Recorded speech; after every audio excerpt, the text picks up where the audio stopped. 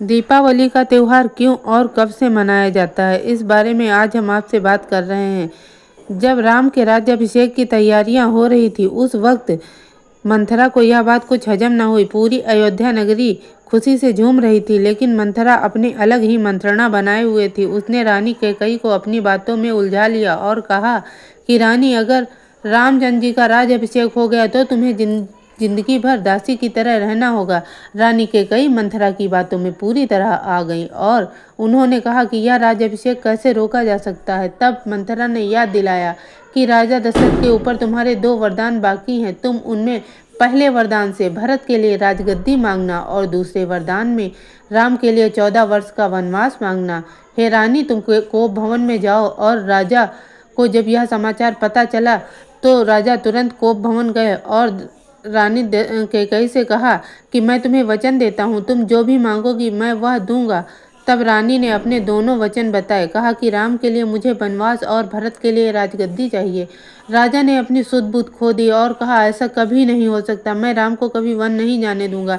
यह समाचार पूरे अयोध्या में जब फैला तो नगरवासी भी बहुत परेशान हुए और सबने राम के साथ वन जाने की बात कही।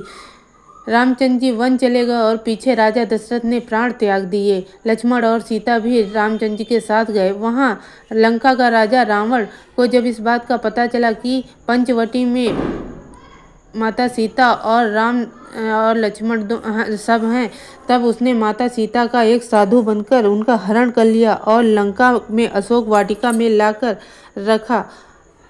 उसके बाद रामचंद्र जी ने हर जगह माता सीता को ढूंढा, लेकिन उनका कहीं पता न चला। फिर हनुमान और सुग्रीव की सहायता से उन्होंने लंका पर चढ़ाई की और लंकेश से युद्ध किया।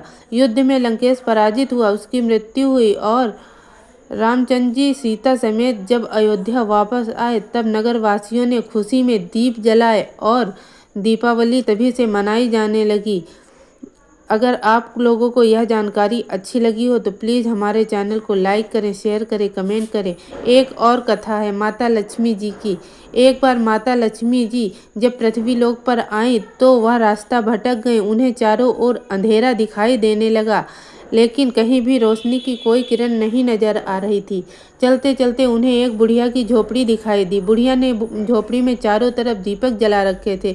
माता लक्ष्मी जी गई वहां पे और दरवाज़ा खटखटाया। बुढ़िया ने बड़े आदर पूर्वक माता लक्ष्मी जी को अंदर बिठाया और उन्हें भोजन इत्यादि कराया। सुंदर वस्त्र दिए और माता लक्ष्मी के लिए सुंदर आसन सजाया। माता लक्ष्मी ने उस बुढ़िया के उसी आसन पर आराम किया और रात भर सुबह जब माता लक्ष्मी स्वर्ग वापस जाने लगी तो बुढ़िया ने देखा कि यह माता लक्ष्मी है, तो बुढ़िया ने माता लक्ष्मी को ना जाने को कहा। लेकिन माता लक्ष्मी जहाँ जहाँ भी बैठी थी, बुढ़िया की हर जगह हर झोपड़ी सोने की हो गई और धन धान्य से उसका घर भर गया। हे माता लक्ष्मी, आप जैसे बुढ़िया पर प्रसन्न हुई वैसे हम सब पर प्रसन्न होता। बोलो जय माता लक्ष्मी की।